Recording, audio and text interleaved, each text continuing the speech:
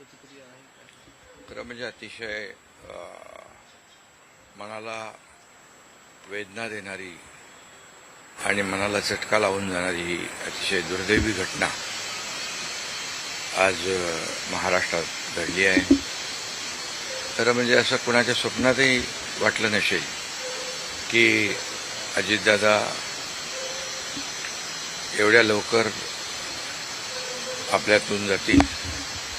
ही महाराष्ट्रासाठी अतिशय दुःखद आणि दुर्दैवी घटना अजितदादांच्या जाण्याने झालेली आहे. खरं म्हणजे अजितदादा गेले अनेक वर्ष या महाराष्ट्राच्या राजकारणात नेतृत्व करत होते आणि अतिशय परखड स्पष्ट वक्तेपणा आणि प्रशासनावर असलेली त्यांची पकड आपण पाहिलेली आहे. प्रत्येक गोष्टीचा त्यांना बारीक अभ्यास करून बोलण्याची सवय होती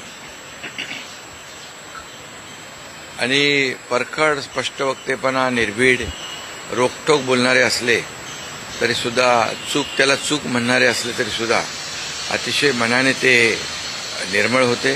याचा अनुभव मी स्वतः घेतलेला आहे. त्यांच्यासोबत मी मंत्रिमंडळात देखील काम केलं. मी मुख्यमंत्री असताना त्यांनी उपमुख्यमंत्री म्हणून देखील काम केलं आणि जेव्हा मुख्यमंत्री मी असताना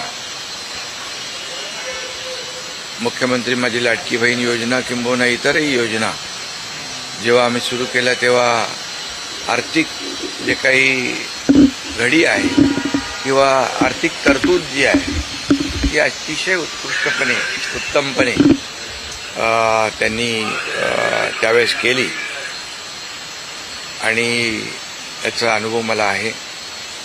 आणि एकदा करायचं ठरवलं की ते अजितदादा करायचेच. करतो, बघतो, पाहतो असे शब्द त्यांच्या डिक्शनरीत नव्हते. व्हायचं असेल ते तात्काळ करायचे, नसेल त्याला नाही म्हणायचे. असा स्पष्ट वक्तेपणा या महाराष्ट्राने पाहिलेला आहे.